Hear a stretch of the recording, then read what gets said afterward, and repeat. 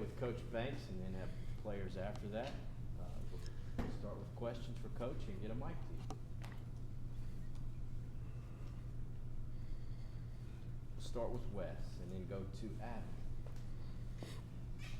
I guess after weeks and weeks of playing SEC games, you never really know exactly how your team's going to handle, a game like South Alabama so late in the schedule.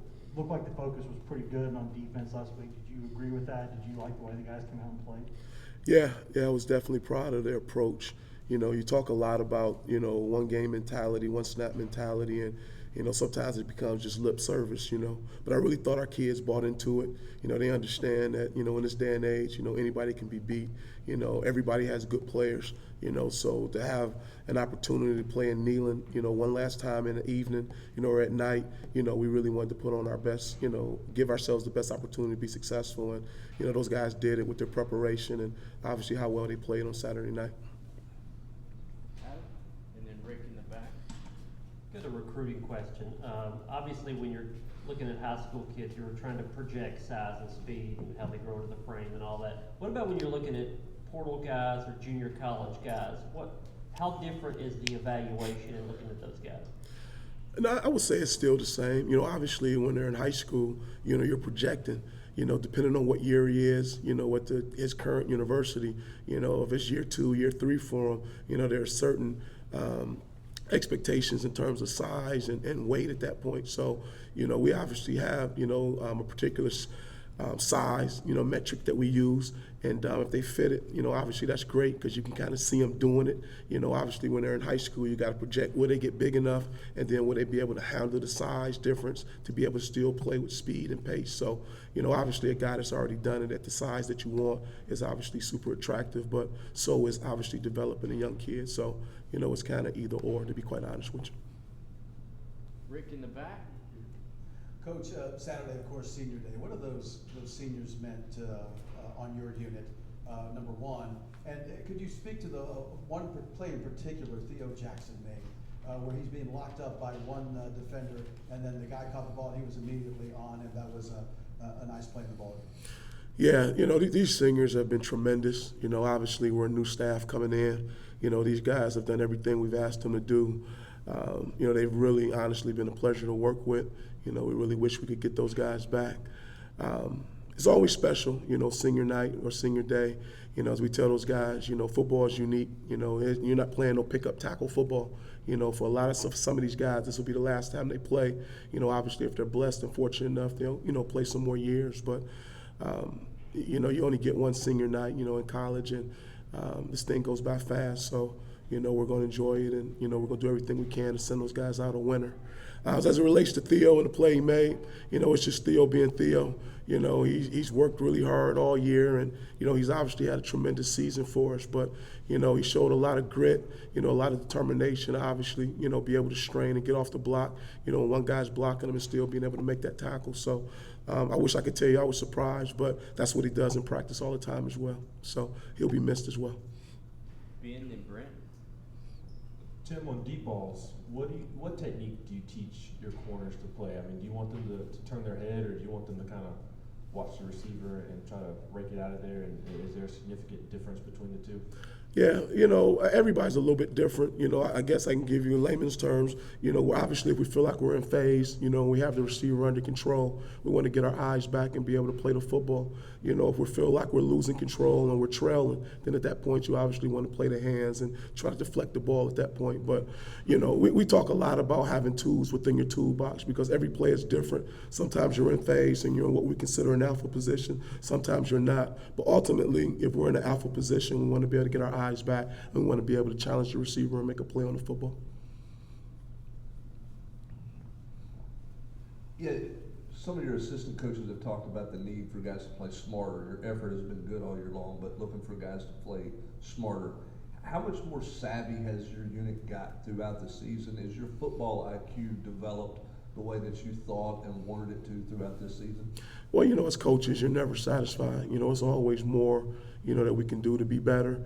But I think if you're just comparing where we started and where we're at, it's like 10,000 miles ahead of, where we were in the spring and obviously even the fall. So, Am I happy? No, but I understand that these kids have worked extremely hard to put themselves in a position to be the best versions of themselves, and I know it's not lack of effort. I don't think it's a lack of detail in terms of their studying. I just think the more you do it, the better they'll become, and they've done that. But we still obviously got work to be done. Patrick, then Eric.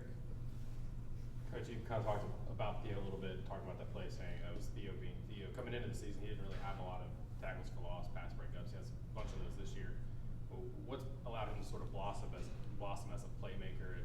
Is it just the positions he's in that start spot, or is it something he's done to kind of increase those numbers for himself? Yeah, honestly, I didn't study these guys last year. I made a conscious effort to, just evaluate them based on what we saw, during practice and our daily meetings. And, all I can tell you, we did the best we could to put him in the positions that we felt would give him a chance to be successful.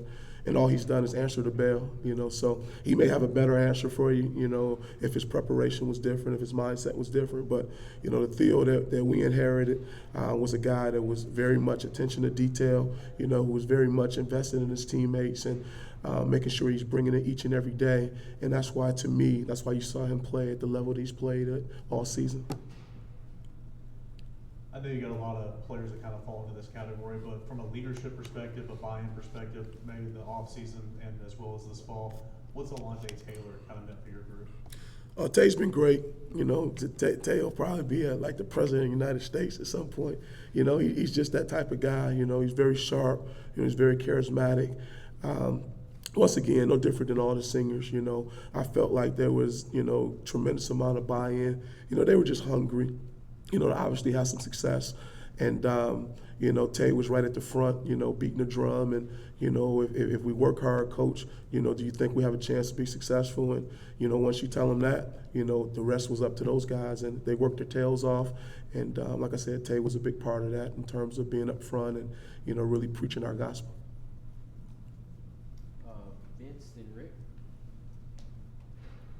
Tim, after Alontae Taylor, can you talk about the development of some of those other corners, Warren, and then some of those other guys that maybe don't get as much playing time?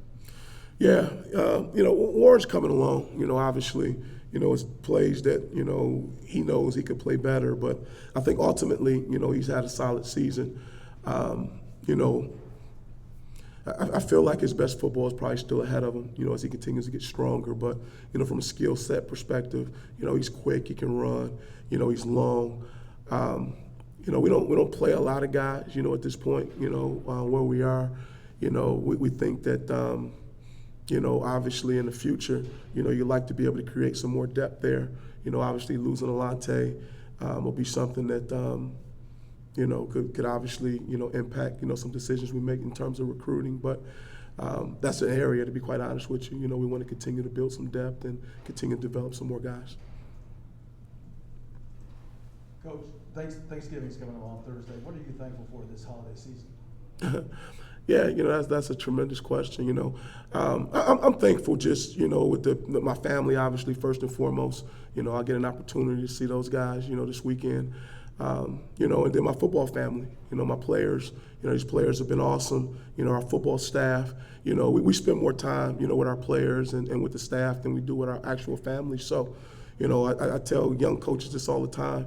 I'm at a point in my career, I just want to be with good people. Life is short. Your football career is even shorter. So I want to spend it with people I genuinely enjoy coming to work with. I can honestly say, from Coach Hype to the defensive staff, to our players, it's been tremendous. Even with the highs and obviously with the lows, it's just been a great opportunity to be here, and I'm very thankful for it. Patrick, then Vince. Coach, another senior who's played really well for you guys is Matthew Butler on your defensive line. What have you seen from him in his play, and just kind of what has he meant to that position group and to your defense as a whole? Yeah, Matt's been everything. I talked about Alontae being very vocal. Matt's not real vocal, but if you come out there and you watch him practice, we might as well be playing, one of our top SEC teams in practice because he goes 100 miles an hour. He's very about details, every rep, trying, hey, coach, how did I do? Was that right? Was that wrong? Here's a guy that, is a senior who's played a lot of football. Here's a guy that's having great success. And even in practice today, he's trying to get, immediate feedback on his technique and fundamentals. So, he's been tremendous. in that way, that our young guys can watch how to me what a true pro looks like. Just goes about his business every single day. Doesn't have to say it because he walks it every day. So again, love to have him back. We're gonna miss him, but somebody's gonna be very fortunate, to get that guy on their roster. Tim, what do you see in Vanderbilt's offense? Yeah, the quarterback, has really been a tremendous difference in my mind. He's given those guys, a chance to extend a lot of plays. They're running option a bunch, which puts a lot of stress on the defense, and then that vaunted, quarterback draw that everybody seems to be running this year. So anytime the quarterback is, a live wire and able to extend plays is always an issue, and then you combine that with them just having, a pretty good surrounding cast of receivers that are long, physical, backs that aren't necessarily real big, but, have some twitch, and can get vertical on you. So, it'll be a great challenge for us. I don't think their record really speaks to how well those guys have really played. They've been in a lot of games, so our guys understand that, for us to be successful, we're going to have to be playing at a high level. Wes? Tim, I know football can be a sport where you kind of get bogged down in the everyday, looking at directly what's in front of you, this play, this opponent this week. How tough is it sometimes to take a step back and see how much better the defense has gotten since you've been here? Because you're always probably thinking about what's in front of you, but it seems like compared to what it could have looked like in the spring, it's significantly better than that. Yeah. I honestly, you don't, at least I don't, I have no idea, where we're ranked or any of that stuff, or, we kind of live and die with, next game, next play. Obviously once the season is over, we'll have a deep dive and, obviously, celebrate some of the victories and obviously figure out how we can be better in some of the defeats, but at this point, it's really just a next game mentality, next play mentality. And hopefully when this thing is all said and done, it'll be more things to be proud of than not. Anything else for Coach? You've said you're not a big numbers or stats guy. Are there a few stats that you really do believe in that lead to winning? And then what are maybe a couple, if any, that you think are really overrated? Well, you already answered it, to be honest. The biggest stat I look at, did we win or lose? That's and I know that sounds corny, but, that's the truth. I've been involved in games where, we've given up a ton of yards and, we've still won. And I've been a part of games where, statistically you shut them down and you still lost. So, when I was younger, everything was because it was perception. They must be playing well if they're only giving this up. It's a lot of things that go into winning and losing, as you guys know. Field position. How many snaps did you play? Where were you? Turnovers. I mean, if there was one metric, everybody would use it to be successful. But if I'm being honest, probably the biggest one that we talk about is explosive plays and, being able to minimize them, because you feel like the more explosive plays you give up, the more opportunities those guys have to be successful, and then vice versa. The more you can limit the explosive plays, our odds of winning, go through the roof. So if it's one metric that we talk about, that's probably the one. But to be honest with you, our thing is, what does it take to win? And that's based on snap to snap, game to game. At the end of the day, when we look up at that scoreboard, it's our job to make sure, the offense has one more point than they have, whatever that is, whether it's 3-0 or 3-0. So. Thank you, Coach. All right. Thank you, guys. Happy